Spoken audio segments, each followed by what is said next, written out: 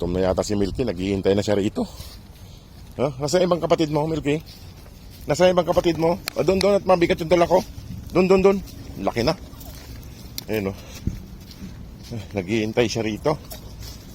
Nasaan kaya ibang kapatid niya? Hinihintay niya ako rito. Naghihintay si Milky. Saglit lang, ayusin ko yung pagkain nyo. Ayusin ko lang mga boss yung pagkain nila. Halika. Naghihintay si Milky mga boss. Naghihintay si Milky. Ayan, ayusin ko lang yung pagkain nila.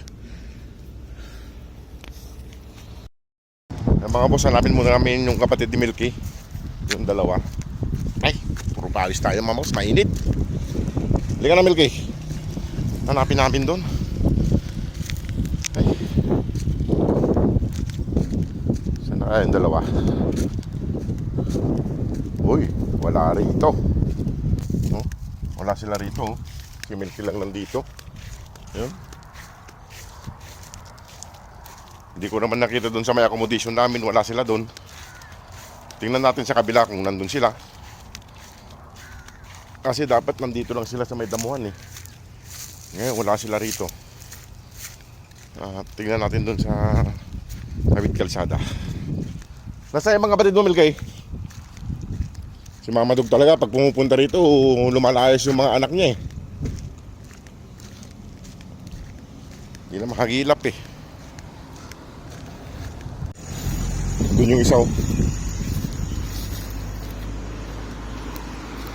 Nandun dalawa. Natutulog dun sa may tabi ng kalsada. Alin na yung dalawa? Alina. Bilis. Alin mo rin. Ang bilis na makbo. Tayo na kayo. Buti naman di kayo sumama sa mama yung makulit. Ayan na.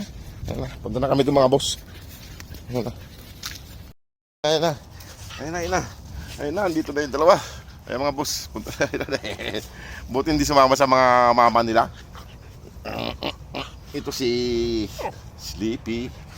Dito sila mga boss, ayan. Sige mga boss, at pakainin ko na sila doon. Bakit? Huwag kayo matulog doon sa may tabi ng kalsada. Ay, delikado doon. Sige mga boss, at pakainin ko na sila. Ayan nangungulit si Sleepy. Nangungulit. Kaya na kayo? Nandun sila natulog sa tabi ng kalsada doon sa kabila.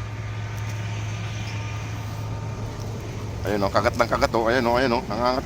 Anong ginagawa mo sa akin ha? Nangangat ka pa. Ayan. Tara, kain na sila mga boss. Pakainin ko na sila doon.